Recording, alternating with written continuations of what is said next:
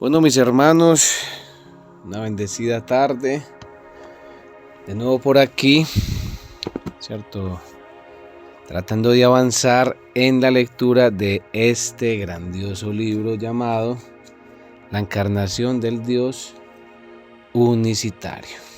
Como lo ven en pantalla, hoy voy a comenzar con el capítulo 1, el cual se titula Los padres y fundadores de la doctrina unicitaria. Y de pie, o iniciando de cabeza, hay un texto que lo encontramos en Deuteronomio 18, de 9 al 12, el cual dice: Cuando entres a la tierra que Jehová tu Dios te da, no aprenderás a hacer según las abominaciones de aquellas naciones.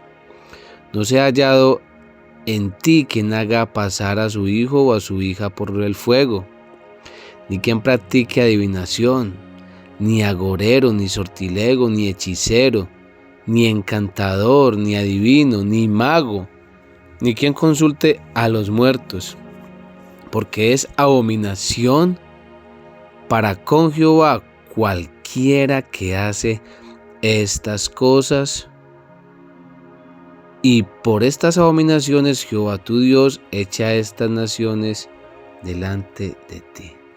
Deuteronomio 18, del 9 al 12.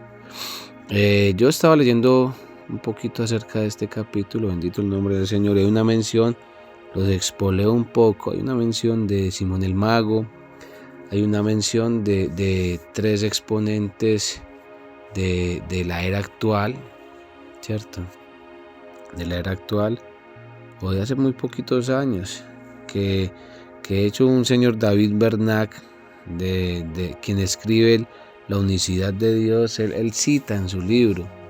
Estos exponentes son psíquicos, mediums, hay uno que es hasta astrólogo, y son exponentes de la unicidad, y son personas que son antitrinitarios declarados. Entonces, mire qué tremendo cómo se encabeza, o el texto que encabeza este capítulo, lo que dice, ¿cierto? Y lo que vamos a ver. Leo. La mayoría de los creyentes unicitarios desconocen el verdadero origen de su doctrina.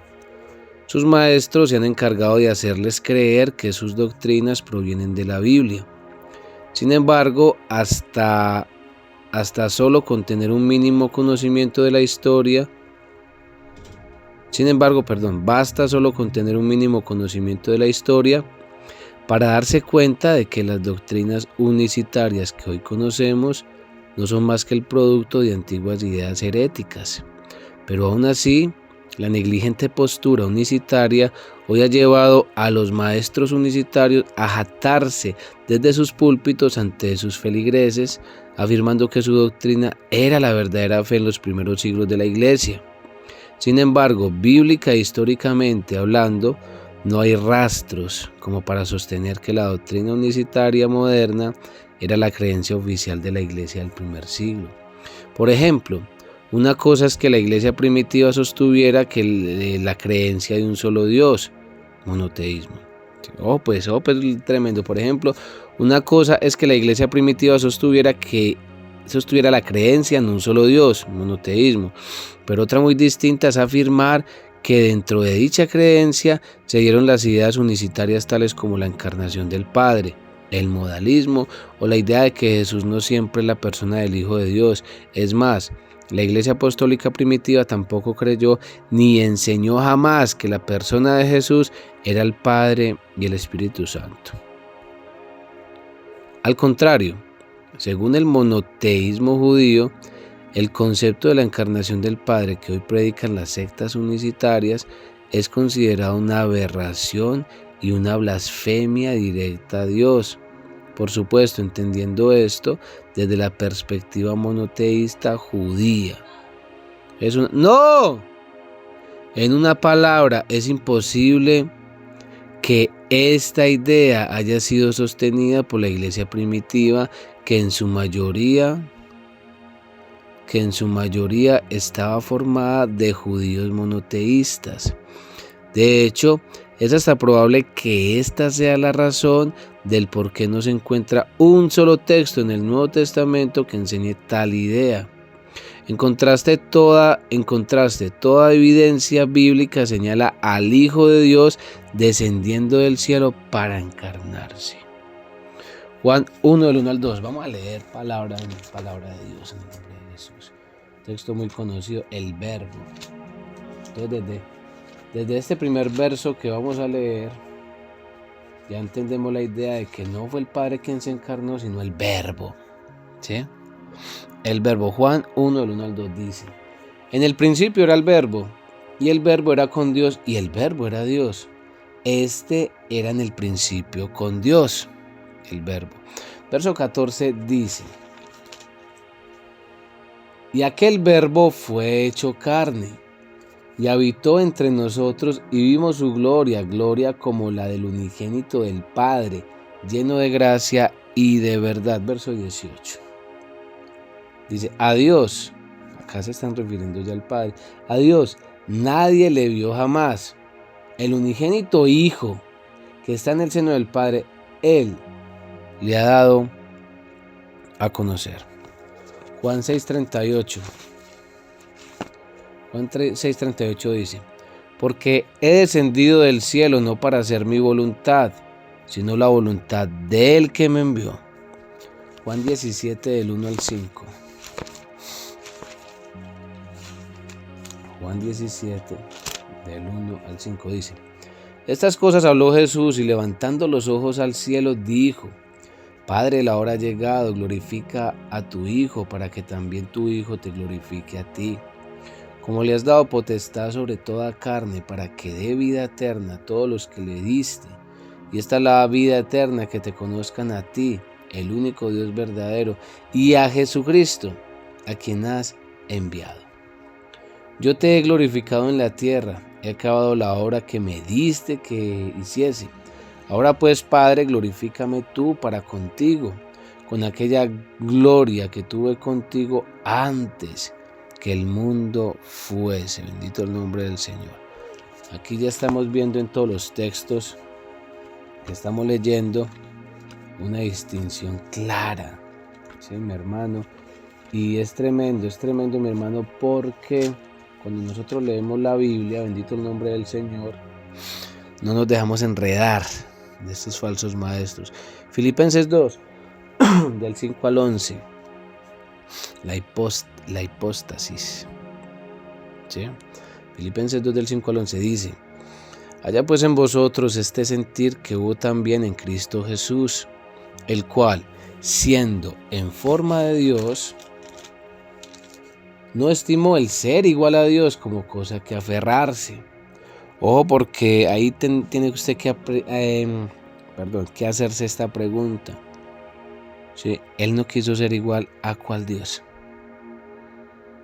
Él no quiso ser igual a cuál Dios. Bendito el nombre del Señor. Continuemos. Sino que se despojó a sí mismo, tomando forma de siervo, hecho semejante a los hombres, y estando en la condición de hombre, se humilló a sí mismo, haciéndose obediente hasta la muerte de cruz. Por lo cual Dios, o sea, el Padre, por lo cual Dios también le exaltó hasta lo sumo y le dio un nombre que es sobre todo nombre. ¿Quién le dio el nombre? El Padre. Para que en el nombre de Jesús se doble toda rodilla de los que están en los cielos y en la tierra y debajo de la tierra, y toda lengua confiese que Jesucristo es el Señor. Y ojo lo que dice: para gloria de Dios Padre, en el nombre poderoso y glorioso de Jesucristo. Primera de Juan 1, del 1 al 3. ¿Qué dice? Primera de Juan 1, del 1 al 3. Otra vez, el Verbo. ¿Quién se hizo carne? El Verbo. Primera de Juan 1, del 1 al 3. Lo que era desde el principio, lo que hemos oído, lo que hemos visto con nuestros ojos, lo que hemos contemplado y palparon nuestras manos tocante al Verbo de vida. Porque la vida fue manifestada y la hemos visto, y testificamos y os anunciamos la vida eterna, la cual estaba con el Padre y se nos manifestó. Lo que hemos visto y oído, eso os anunciamos, para que también vosotros tengáis comunión con nosotros. Y nuestra comunión verdaderamente es con el Padre, y con su Hijo Jesucristo. Clara distinción. Continuemos. Romanos 9:5. Vamos a ver qué dice Romanos 9:5. Romanos 9:5. Dice: de quienes son los patriarcas y de los cuales según la carne vino Cristo, el cual es Dios sobre todas las cosas, bendito por los siglos. Y para complementar este verso tenemos Primera de Timoteo 3:16, un verso muy usado por los amigos unicitarios. Qué grande es el misterio de la piedad. Dios fue manifestado en carne, ¿sí?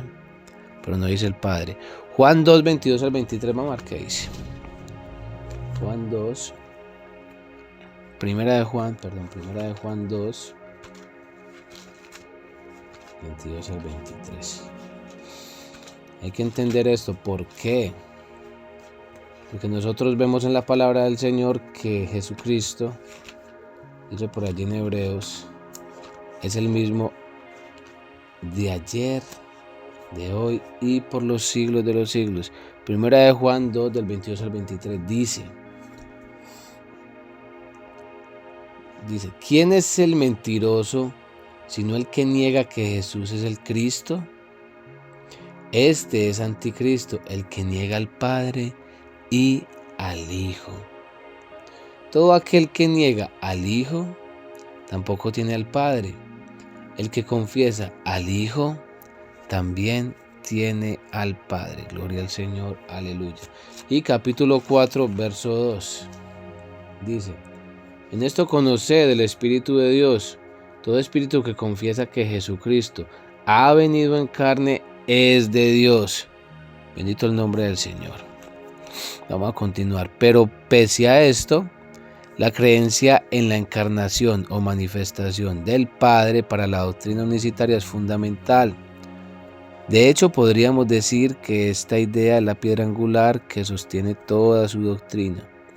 Por otra parte, en toda la historia de la Iglesia, tampoco encontramos las enseñanzas unicitarias como parte de las doctrinas oficiales del cristianismo, ni en la era posapostólica de inicios del siglo II hay rastro alguno de dicha doctrina.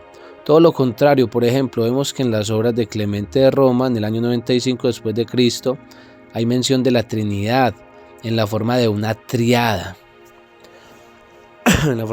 Asimismo, en Ignacio de Antioquía observamos que reflexionaba en el Hijo como siendo Dios y hombre, 120 después de Cristo. Y de igual manera Justino Mártir, quien hablaba de la preexistencia del Logos y de la relación que tenía este con el Padre y el Espíritu Santo, años 100 y 165 después de Cristo.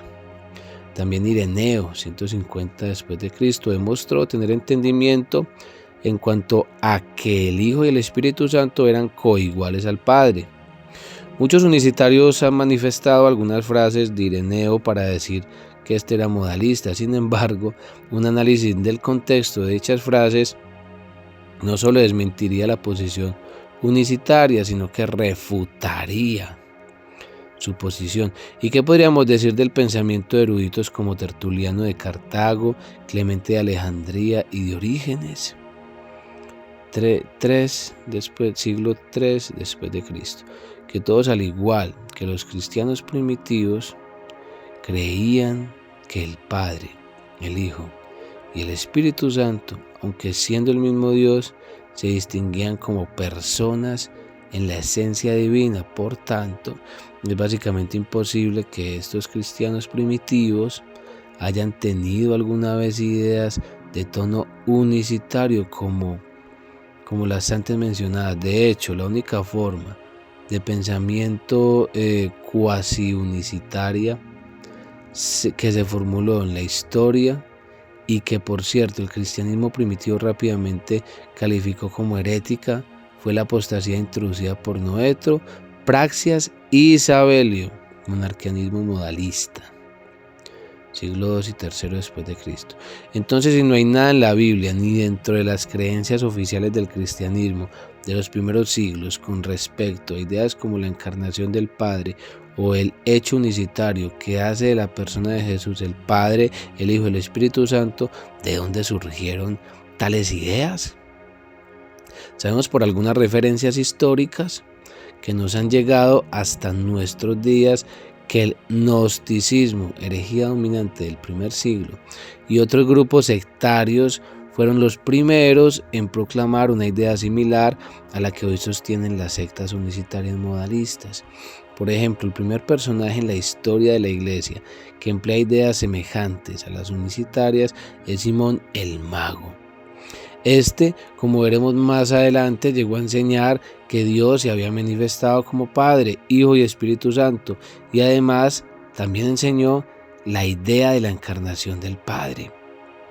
Pero además del hechicero, encontramos en la historia sectas gnósticas que defendían no solo el pensamiento simonita, sino el modalismo sabeliano. Asimismo, veremos en diferentes periodos de la historia que la mayoría de los defensores de este tipo de ideas eran grandísimos practicantes del ocultismo. Sin exageración, pero hubo de todo un poco entre aquellos que sostenían no solamente la idea simonita, sino también la forma de modalismo más desarrollada propuesta por Sabelio. Desde hechiceros, brujos, adivinos, espiritistas, astrólogos, videntes o psíquicos, gnósticos y amantes de la literatura apócrifa. Esto lo demostraremos según vayamos avanzando en nuestro estudio. Es más, el propio teólogo unicitario David K. Bernard, sin vacilar, inscribe en la lista de creyentes en la doctrina unicitaria, por tanto, a sectas gnósticas como a personajes del mundo oculto. Sin más que añadir, pasaremos a conocer un poco sobre la historia de los padres y fundadores de la doctrina unicitaria. Comenzaremos con el primer personaje